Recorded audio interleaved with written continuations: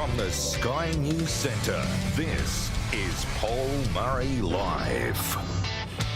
G'day everyone, happy Thursday night. Now, before we get into anything, a long time ago, or it feels like a long time ago, when I first got a gig here at Sky, I was the only person who gave any form of an opinion. It started off with little slivers of editorials during the day, then it became the Friday night show, and then it became the 5 Night a Week show.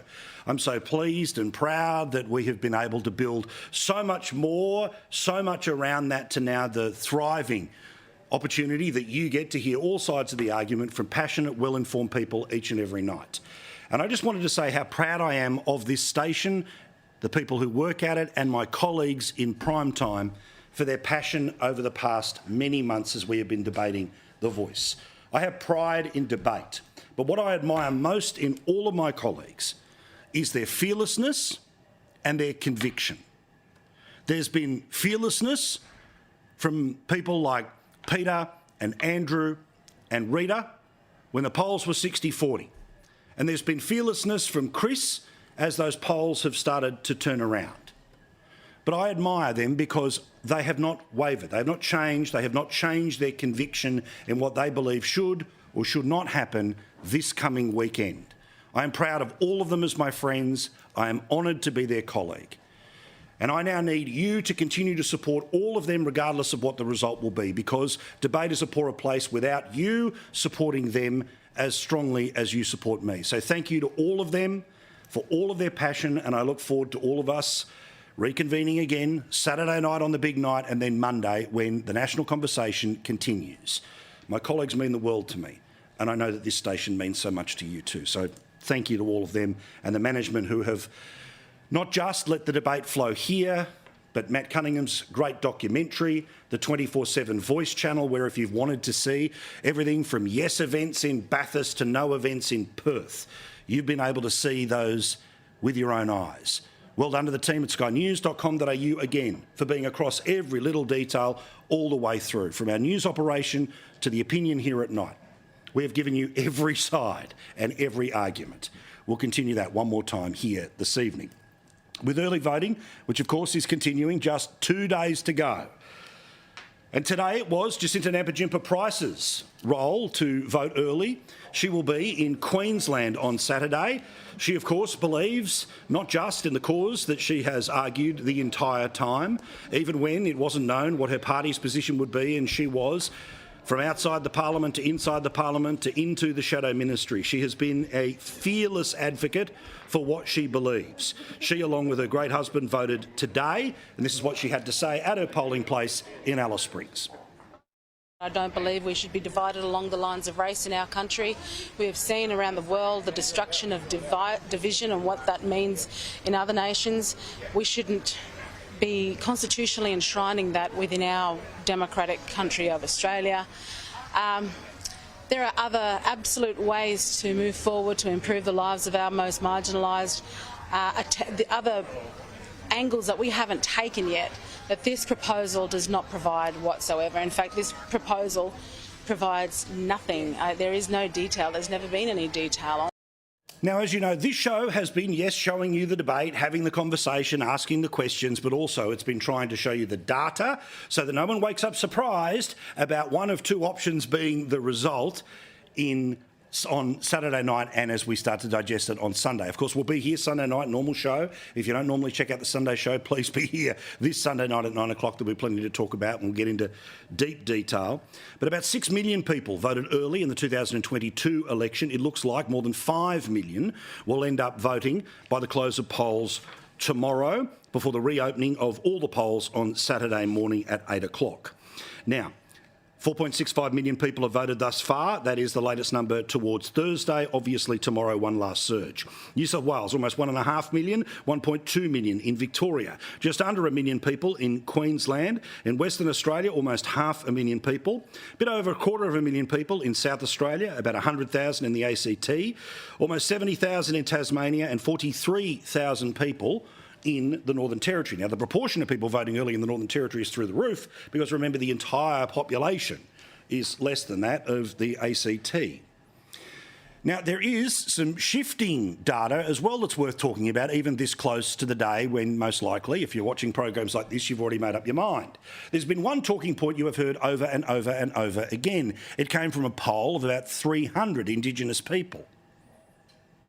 Over 80% of Indigenous Australians will be voting yes. First Australians, more than 80%, are asking for this. Listen to the Aboriginal and Torres Strait Islander people, who overwhelmingly, more than 80%, support this modest proposal. We keep hearing this figure that more than 80% of Indigenous Australians are voting for the Voice. That's what the Prime Minister says, that's what the official Yes campaign pamphlet says that we all got in our letterboxes. But as always, it was a poll that was based off just about a few hundred people. Well, latest poll shows that about 20% of the supposed 80% has gone missing, now moving all the way to the No campaign, as the Sydney Morning Herald has reported today, when hopefully they hope that you're looking at a lot of other things other than what their coverage is on this. And what a surprise they waited until a couple of days before all the TV ads and all the rest of it. 59% of Indigenous people now apparently are in favour of the Voice, about 20% moving their way towards no, which would be a minority, but of those people, but of course the wider population, it looks like the polls are at this stage headed towards maybe just one state voting yes. Now remember, for a quick guide for Saturday night, two things need to happen for yes to take place. More than 50% of people across the entire country, that's one number.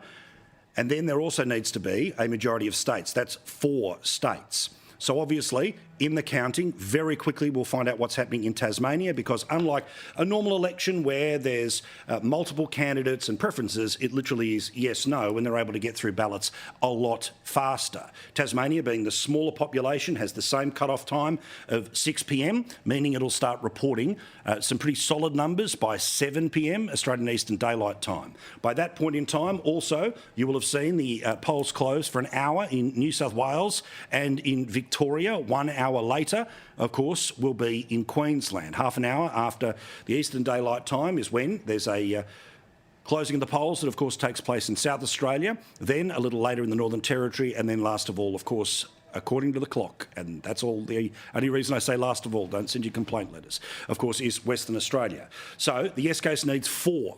Now, best case scenario, or most likely path for them to get to 4, is that the polls are wrong in New South Wales and Victoria, and the slight advantage of no becomes the slight advantage of yes. Tasmania is there, and then it's up for grabs what South Australia does. Now, again, most polling, if not all polling, has shown that things are tight in South Australia, but most likely it looks no at this stage. If just 3 states vote no, so let's imagine New South Wales, Tasmania, Victoria, well, Queensland, South Australia, Western Australia, it's over. If even 4 states get up, but they don't get more than half of the population, it fails as well. There needs to be 2 thresholds that need to be passed. Again, from 5 o'clock Eastern Daylight Time is when the coverage will be here on Sky News. I will be part of the coverage, along with Laura Jays at the top of each hour, going through the different numbers as well as the overall panel that is having its debate. But just finally, before we get into the debate a little later in a few moments' time, spare a thought for the greatest independent senator of all time. That's the best way to put it, isn't it? Of course, Lydia Thorpe. Now, remember, Lydia Thorpe has always argued that she's a progressive no. That, put simply, the Voice is tokenistic. It doesn't really matter. It's all about treaty. This is what she had to say. A lot of Black Sovereign Movement members across this country that are sick and tired of being dictated to by the so-called organisations and corporations who are also waving the yes flag. The referendum gave platform to the racists. And it's a good thing, because we need to know where the racists are in this country. And that's why the referendum should never have happened. We told Albanese and his mates not to do this, that this country is not ready. So this is the government's fault. This is Anthony Albanese's fault. But then she turned around and said that, well, even if the Voice did happen, that would be okay. And is she hinting that if she had the chance to vote for it in Parliament, she would? Same interview. The Minister has said if the referendum fails, he won't seek to legislate the Voice. Is that a good decision? That's just weak. What a weak response. What should he have said You then? know, it's the weak. It's like, oh, you know, I throw my bat and run away. I don't want to play no more kind of attitude. So do you think it should be legislated? Absolutely. Why not? But you've Why not? opposed the voice. I'm Let's just see trying to how it works. understand. So Let's you do see think how it it should be legislated? I oppose the voice because the voice is window dressing for constitutional recognition.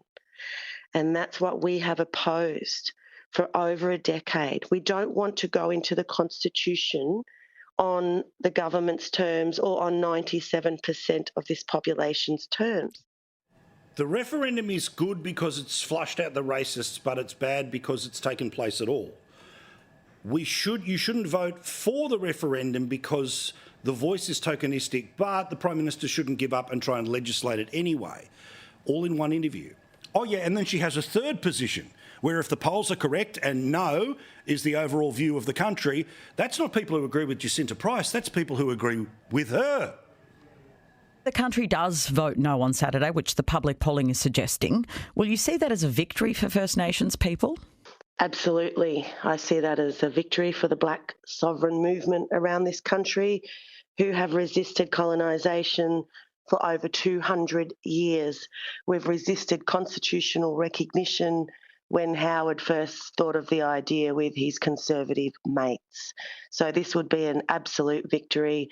It'll be a beginning of a real healing journey. Okay.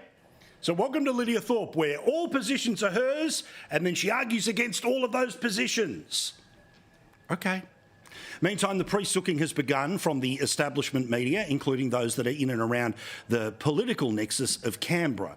In The Guardian, already they're saying that anti-lockdown alliances are part of the group that are formed behind no. Well, geez, they were really successful at being able to break those lockdowns, so how does it work that they are behind what seems to be the popular support for no? Okay. Meantime, this one here, where some analysis that was done by the Brisbane Times suggests that just fundamentally the makeup of Queensland, The Guardian, you know, it's just the way the state's put together that means they're going to end up voting no. Now, by the way, just a reminder about the good people of Queensland. And remember how abusive Twitter was when the good people of Queensland stopped Bill Shorten in 2019. This was the same state that from the very tip right down to the southeast voted yes for same-sex marriage. They constantly vote for a Labor government at the state level, but when they don't do what Twitter wants in federal elections, then you will no doubt see people suggesting that certain parts of the country should be cut off and allowed to float off towards Papua New Guinea. Seriously. But what about this one? Nikki Savva, the self-admitted liar, who has decided to, write this pre-poison pen note. In the post-mortems, which will inevitably continue for decades, we can and will blame no campaigners for playing filthy, dirty, for putting politics above everything else, for using loud hailers to whistle up the neo-Nazis, racists and bigots with lies and misrepresentations. This is if you agree that putting it in the Constitution is a bad idea. Apparently, this is the history book is already being written before they even know the result. Imagine what this article looks like if all the polls are wrong and everyone votes yes.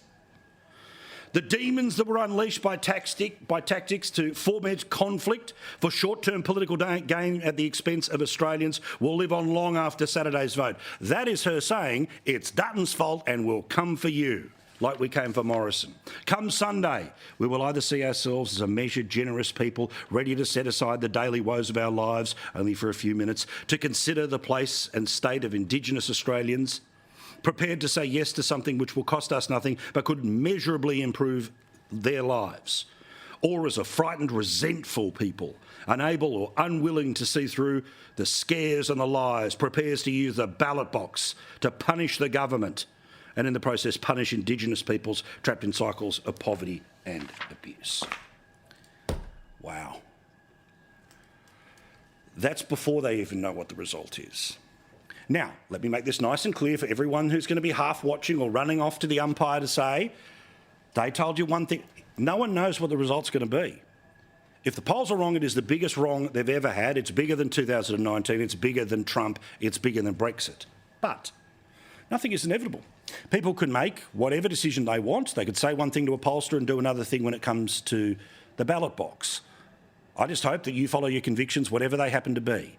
If you started off this position thinking that it was the right thing to do, well, then you're going to vote yes. And if you're somebody who always thought this was a problem or has been convinced by the arguments that have been made over the many, many months, then you will, of course, vote no. The joy of a democracy is that the people always get it right, even when the result is not the one that you want, even the one that you are deeply emotionally invested in. No one knows what's going to happen. The polls give us an insight. If the polls are wrong, then of course they will be never consulted again. But didn't we say that all about 2019? Yet again, the polls are often the way that the narrative is built. And isn't it interesting, particularly when it comes to the side that looks like they are losing? They constantly talk about the undecideds. They constantly talk about how the polls can be wrong. Yet they weren't as sceptical when the polls were working their way, including the seat-by-seat pre-election polling that was right in 2022. We'll see you Sunday night for a normal Paul Murray Live and a big Saturday night as well here from 5 p.m. Australian Eastern Daylight Time. We'll be there all night long here on Sky News. Now, to these protests, of course, that have been taking place around Australia, and another promise of things happening again on Sunday. The disgrace out the front of the Opera House again. While the Premier has eventually got it right, he took too many days to get it right in New South Wales. In my opinion, the response to this nonsense out the front of the Opera House was to relight the Opera House every day for the next 7 days. But could somebody please tell me, why have none of these protesters been fined? Remember, it was an illegal protest. Despite the fact that they went on Channel 9 and the Channel 9 reporter didn't know any different, we told you, we showed you, we spoke to the cops told us, no one filled out the paperwork. It was technically an illegal protest. To organise it's a $22,000 fine. Now, the people who are the organisers of this and denounced this as just a mere media misrepresentation and just 20 people doing the wrong thing, well, they have all put their head above the parapet, so that's fine. They're the ones that should be getting the $22,000 fines. Why haven't they been fined yet? Because that's exactly what happened to the people who organised the lockdown protests. Now, you see, that wasn't even to do with the reality of the anti-lockdown protests being, of course, illegal because no one was allowed outside at the time. But the organisers were fined $22,000. Why were the people responsible for what we saw this week in Sydney not fined $22,000? I'll keep asking that question until somebody will give us an actual answer. Another one. Obviously, the plan is for this thing to happen again and happen again on Sunday. The result is there's going to be a need for police to turn up to make sure that A, they can control the crowd, and B, whatever might be a counter-protest, because that's the way things work these days, will of course require police response. Well, of course, when people like Nigel Farage come to Australia, and they book a hall and they give a speech, because a dozen or so people plan to counter-protest and therefore disrupt, guess what happens?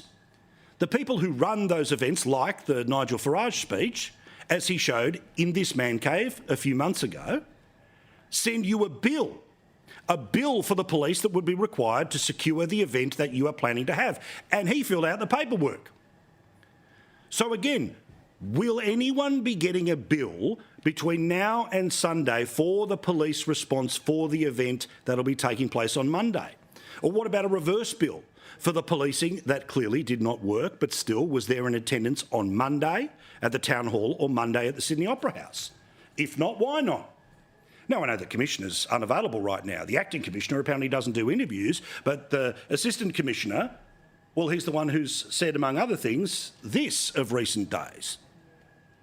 We can't stop 1,000 people meeting in one spot. It depends on their behaviour once they get there. If that becomes an unauthorised protest, we will take action. So because the plan is for the protest to still go ahead, and remember these in my view are not pro-Palestine but they are pro-Hamas, because very obviously the reasons they are taken to the streets is not about Israel's response but is of course about the events that took place in southern Israel by Hamas. Now, anyone who understands the situation properly knows that there's a difference between the Palestinian cause, Palestinian people, and the terror group that is Hamas.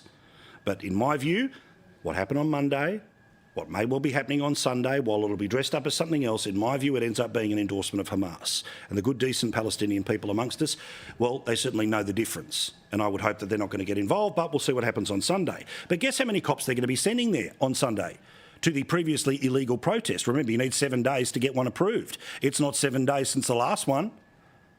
1,000 police. So will the bill be being sent, like it was to Nigel Farage, to the people organising this protest on Sunday, along with the bill for the $22,000 for having an illegal protest? Why not? If anyone gets a chance to ask a senior member of the police force or the police minister or the premier, could somebody ask, please? Because if bills are being sent to Nigel Farage when he's doing everything right, and no one's copping a bill when they do everything wrong, then we've got a problem in New South Wales.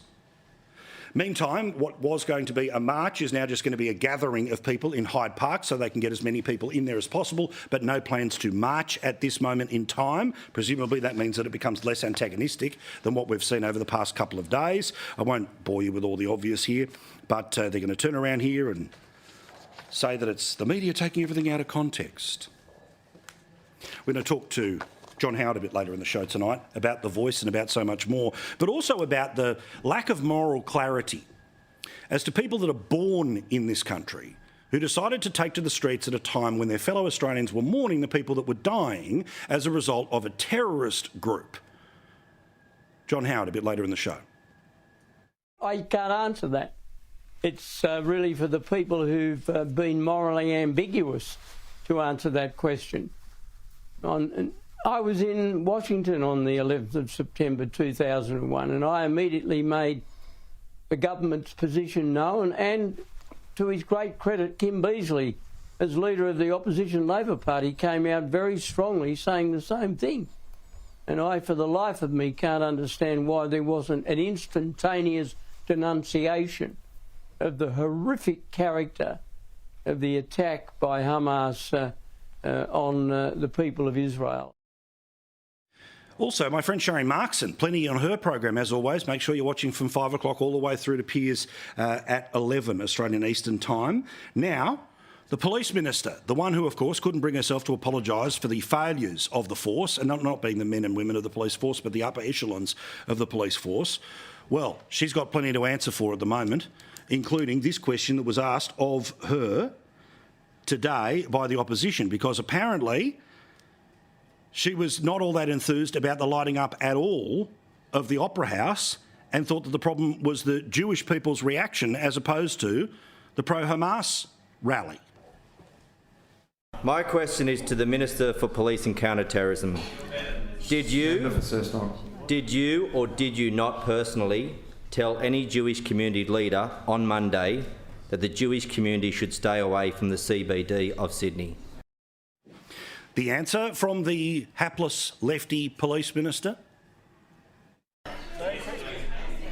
No, I did not. No, of course, nothing to see here. There's plenty to see here. Watch as we speak.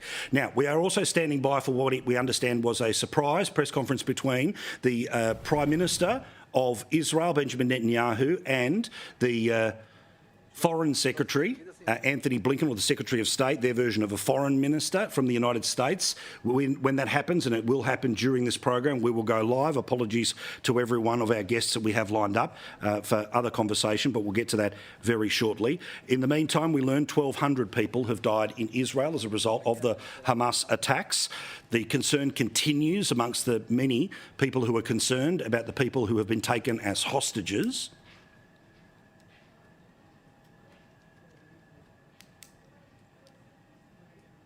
Israel is at war. We didn't want this war. It was forced upon us in the most brutal and savage way. But though Israel didn't start this war, Israel will finish it. Hamas will understand that by attacking us, they've made a mistake of historic proportions. We will exact a price that will be remembered by them and Israel's other enemies for decades to come. It's very difficult to me to think about it. It's very difficult to me to eat, to drink, to sleep. I always thinking, where is he? What happened to him? Is he okay? Meantime, in Gaza, which of course is being pounded by the Israelis in response to try to knock out Hamas, but the nature of Palestine, as I've said to you many times before about Gaza, 11 kilometres wide, 40 kilometres long, one of the most densely populated parts in the world, is that even if a Hamas person is on level 1 or 2 of those buildings, there's plenty of civilians that, of course, live above them. Now, at this moment, no bombs falling right now, but there have been plenty that have been falling throughout the day, including on civilians like this one that CNN spoke to. In this one of the most densely populated patches of land on Earth, bombs crashing into crowded neighborhoods rarely differentiate between fighter and civilian. I got married this year, says Yahya Lahwel. What did I do? What have we done? You destroyed an entire neighborhood. He says he never fired a rocket. And of course, for the people who are trapped in Gaza, they have no ability to get out. Forget those who say you can just leave. They can't. There's only 2 ways you can get out of Gaza. One of them has been destroyed. The other one they're not able to get out of, in part because, Egypt isn't letting them do so. There is great concern because no power, no food, and the hospitals, they are now literally running out of power, running out of medicine, and that makes people very scared in Gaza. No shelters, water is gone, no internet, no electricity, no fuel, literally nothing. Hopefully we'll survive this time, but I doubt it. All right, we're producing on the run here, so I'm going to get a break in just before this press conference is taking place. I'm just having a look at some of the preparations. It looks like media is being brought into the room in Tel Aviv. Also, a series of staff, but we'll have a couple of minutes to do that break. We will show the press conference. We'll also debate matters to do with The Voice with our friends Linda Scott, Bridget McKenzie, and also the former Prime Minister John Howard. Lots to try to get to, but we'll make sure we're across all of it here tonight. And you've got to keep exactly where you are right now, which is watching Sky News Live, because it's about to happen live on your telly. If we have to break into the ad break, we will. Tel Aviv right now, about 1:30, 9:30 Australian Eastern Time in Canberra, in Sydney and in Melbourne. Quick break, back with more.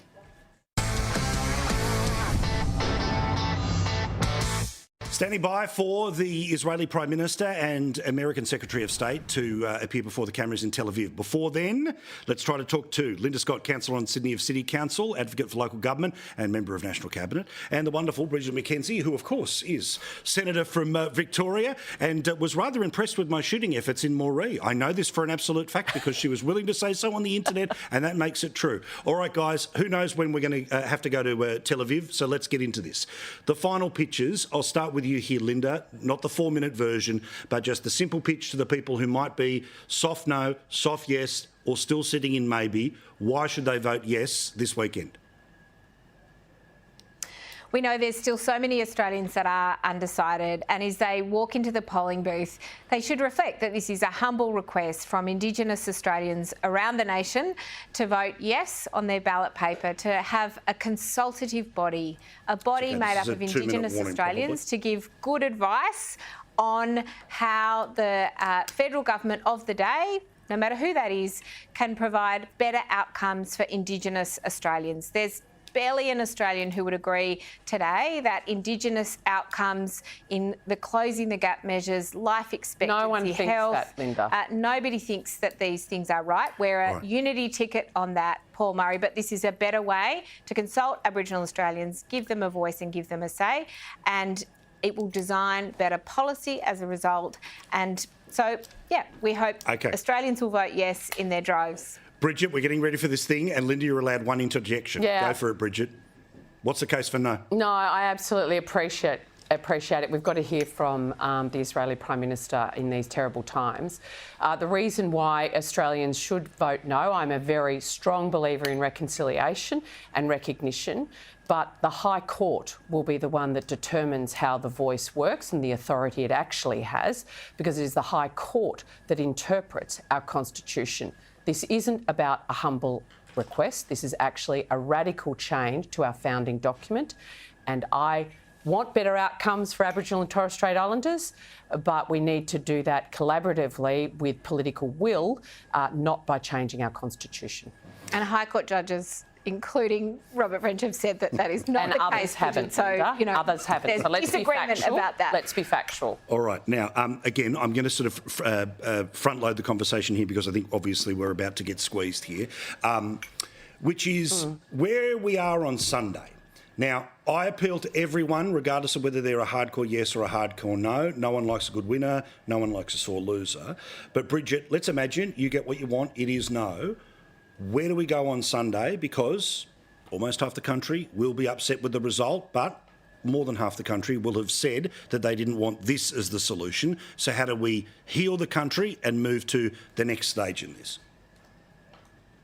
I think it's a really important question, Paul, and it's one that I'm struggling as one of the leaders in our national conversation. All of us, no matter whether you are a yes or a no, come Saturday, need to come together to actually heal our nation as a whole. The Prime Minister's ego has put us in this position where we're divided. I think it's going to be a lot closer on Sunday morning than we think or that the polls suggest. And so I think it is about coming together, being resolute in solving the actual problem, because let's look at it, it has been the lack of political will on both sides of politics and a differentiation between federal and state that has allowed particularly our remote and vulnerable Aboriginal and Torres Strait Islanders to fall way behind.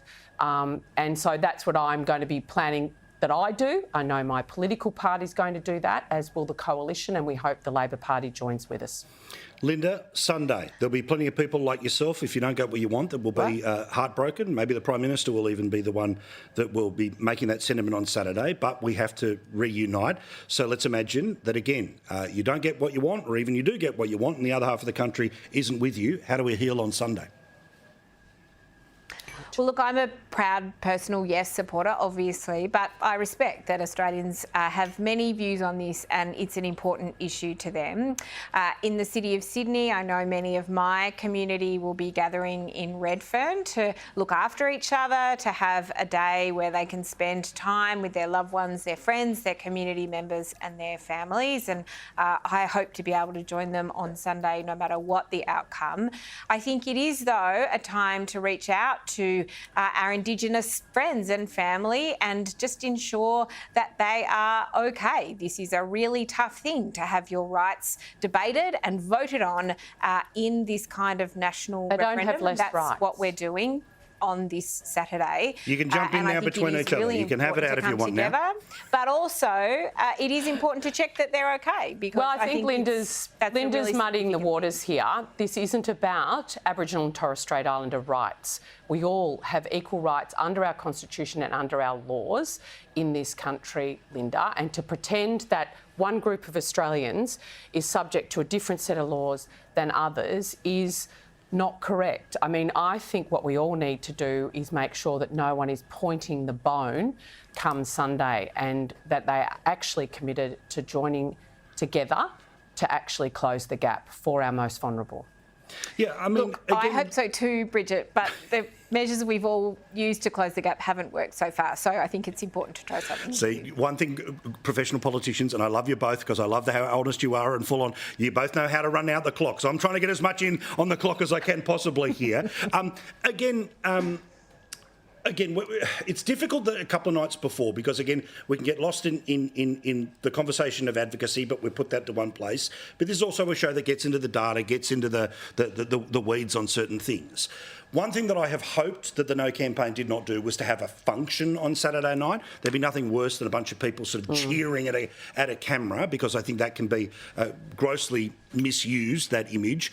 Conversely, how yes proponents respond. And I just wanted to say, I don't know if you heard it, Linda, but I read from what Nikki Sava had to say in the Herald today, where basically, the horns were going to be on Dutton forever. The country was going to be forever viewed in a certain way.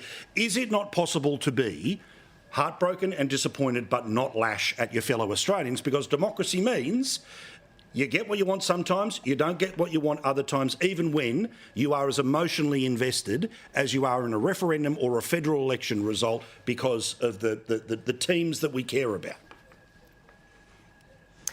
Look, I think that it is important for Australians to come together no matter what the outcome. And I say that as a passionate yes supporter. I think that it is important for all of us to accept the outcome of this national referendum and move on. And I think the Prime Minister's been very clear that, you know, he will absolutely do that. And if there is a no vote, then that is the end of the journey for this proposition, and that is a no vote to the idea of having this advisory body to government.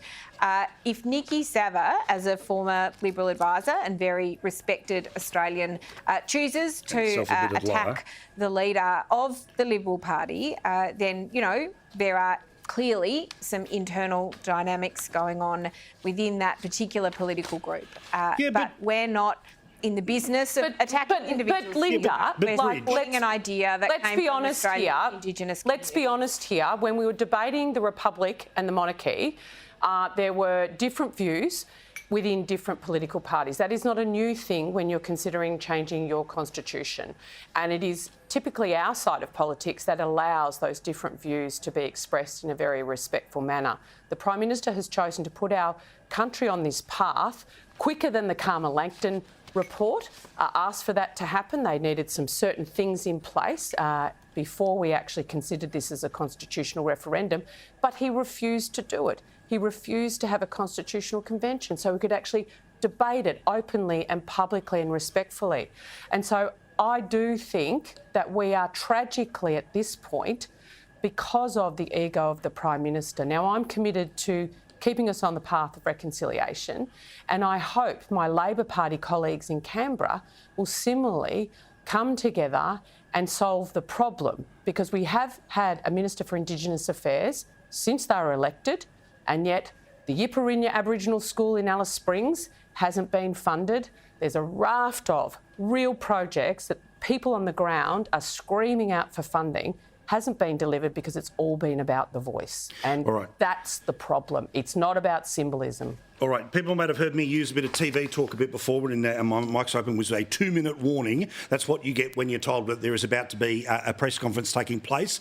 That's what we're standing by for in Tel Aviv between the leaders of Israel and the highest representatives of the American government in Tel Aviv. I'll have to keep you guys just standing by because I want to be able to have you there as a live option to be able to chat to in a moment or two's time. Let's whack in another break. Unlike Channel 2, we've got to pay for this little operation here. Support the people who support us. If we need to break into the break, we will. John Howard in a moment or two's time, 19 minutes away from the late debate.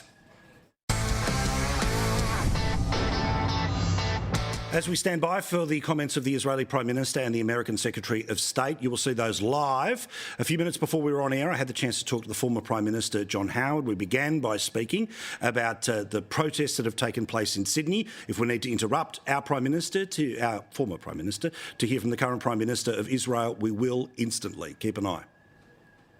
And the fact that these people, some of them, many of them were born in Australia, only adds to their guilt and only adds to the shame that people who agree with them should feel. I mean, we are a law-abiding society.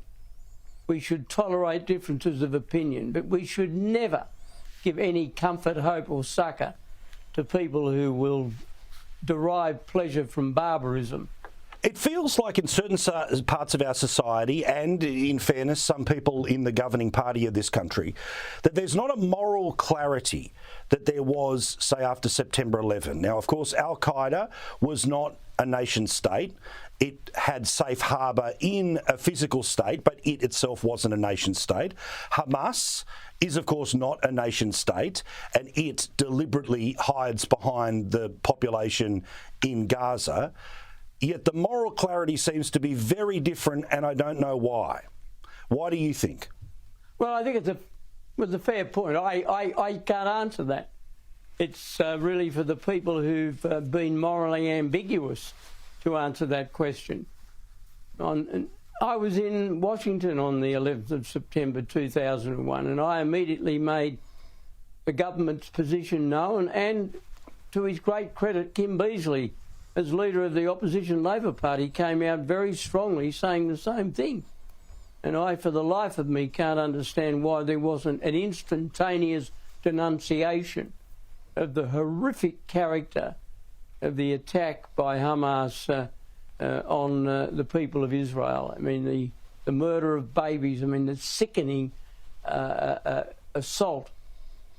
It was inexcusable, no matter what your views are no matter how strongly you feel, one side or the other, about the two-state solution in the Middle East.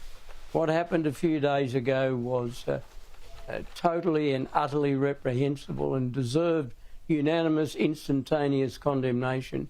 I'm glad now that the Prime Minister has finally said what he should have said straight away, and that is a treasured part of our society, the Jewish community of Australia, is entitled to respect, to be protected, and to exercise the same rights as I have and you have and others have in a democratic Australia.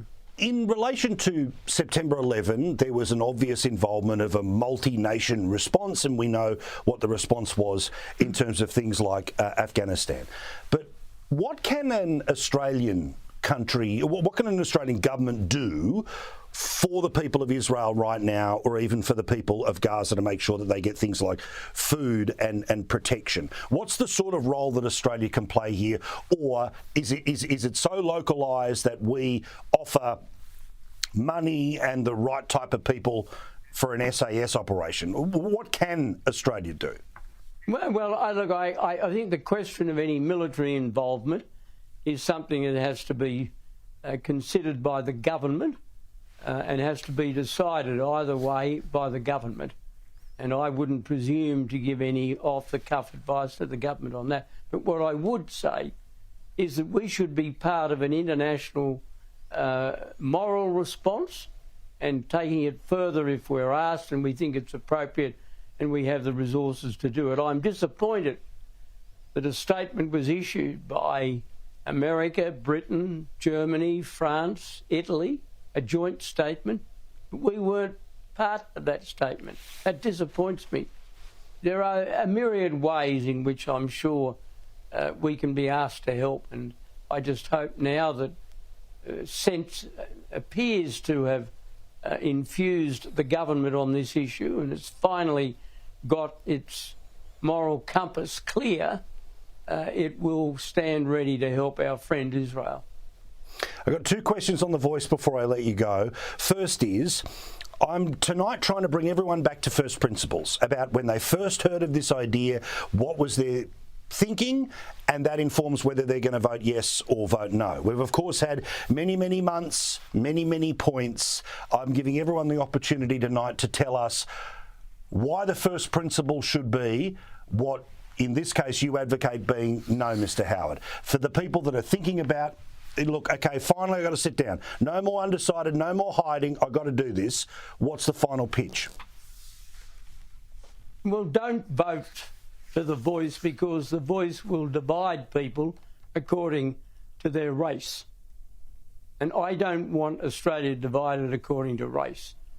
My ancestors were Anglo-Celtic, other ancestors were from Greece, others were Indigenous, others were Chinese, others were Indian, but we are all Australians. One nation, one people, one destiny, one law. That's what I believe in. And it's that Australia that I want and I want to protect. And I fear that if we vote for The Voice, we'll begin to divide ourselves according to race. And we mustn't do that. And let's imagine that all the polls are correct, your advocacy is correct, most of the people watching is correct, and it is a no. What do we do the following Monday? How do we reunite the country? Because you can imagine the people that are going to be searching for the reasons why they didn't get what they wanted, and just like the Republic situation, as the Prime Minister who was there after the country was making a choice to go this way or that way, how do you bring them back together? Well, I think you avoid any kind of triumphalism, whoever wins. We can do without any triumphalism. If the no side wins, I'll be happy, but I won't be running around, and I wouldn't encourage other people to run around and say, well, wasn't it a stupid idea and how dare they do that? The people will have spoken. And the best way to unite a country after a divided debate is to accept the result and to move on in other ways of addressing the disadvantage of Indigenous people. But let's not forget that this was a referendum that was thrust upon us by a rather complacent, triumphal government. And at no stage has a serious attempt been made to explain what the goals of the referendum question are. And I think that's going to turn out to be, if the referendum is defeated, and I await the verdict of the people, I don't take anything for granted, but if it is defeated, it will be because the government failed to explain why we should embrace a proposition that divides us according to race. Mr. Howard, thank you so much. You're welcome. All right, I'm going to make a call here, which is that we're going to hold off on the next ad break because not just this press conference, and you can see the officials preparing remarks.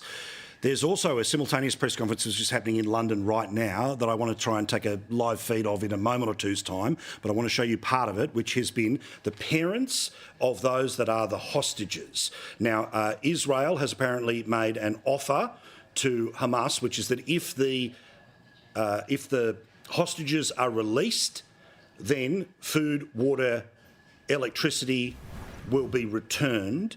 These are the families, and we'll just take a couple of seconds, and obviously if we have to bounce from London to Tel Aviv, we will, and obviously if the hour ticks over, it'll be the late debate that'll be picking up after me. But here's some live news of the people whose families are at the absolute heart of this, and there may well be an offer that might get them home in exchange for food, fuel, water, electricity being turned back on in Gaza. Let's go to London.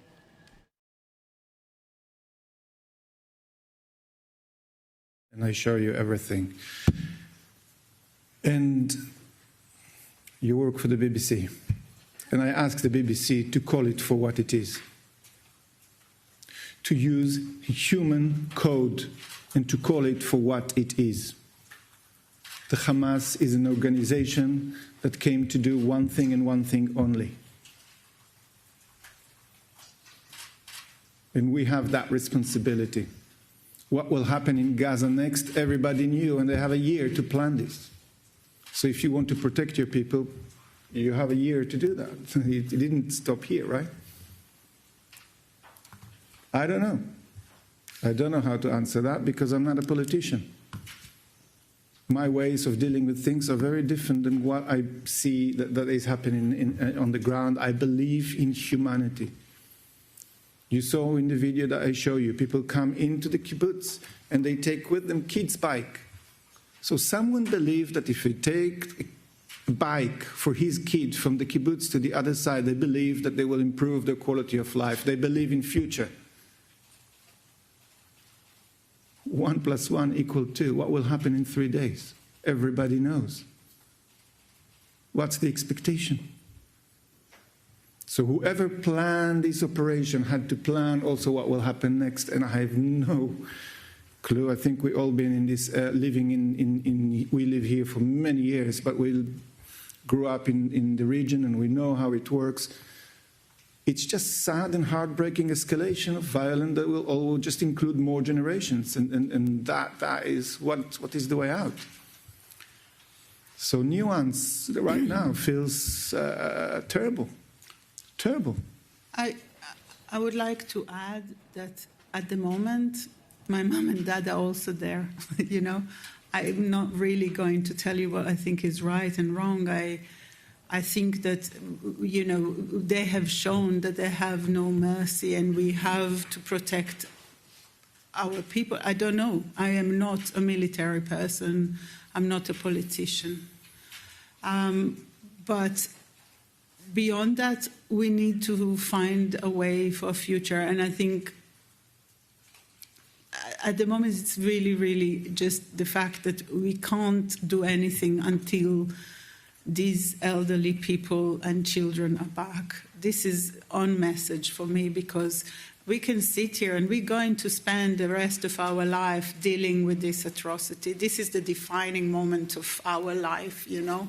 What we have worked and our parents worked for, and, you know, our children, everything we have done, there's nothing left, you know. All my parents' life work, it's gone, yeah? We will deal with that later. At the moment, My friend's daughter is autistic. She's not very well to be kind of in very acute situation. She can hardly handle daily life. I want her out. The rest is just really the rest for me. And once we solve this, we can start looking at this horrendous atrocity.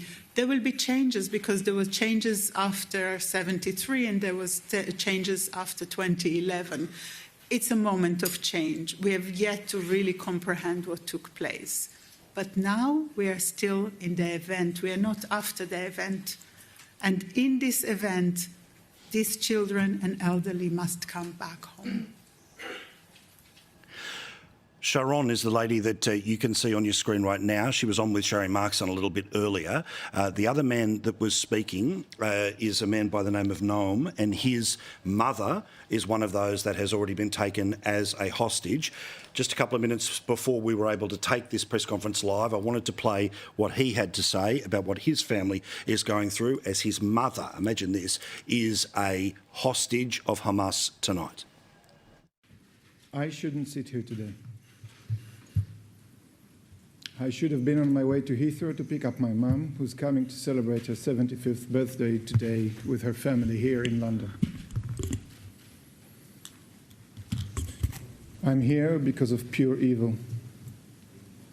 I'm here because I need to ask for help to release babies, kids, mothers, and old people from their captivity. My name is Noam Sagi. I'm a British citizen, and I am one of your own. On Saturday morning, Kibbutz Nir Oz, where I was born, grew up, woke up to a massacre, to a second Holocaust. They've been gassed, burned, butchered, slaughtered, killed, and kidnapped. Mostly young kids and old elderly people. That is the pain of those that are desperately waiting for information about their family members. There is that live press conference taking place right now, highlights at skynews.com.au. We stand by for further comments between the Israeli Prime Minister and American officials, Antony Blinken being the Secretary of State, their version of a foreign minister. The offer that Israel has made to Hamas is that you will have water, electricity and petrol back if you give the hostages up. Rolling coverage continues with the late debate here on Sky News.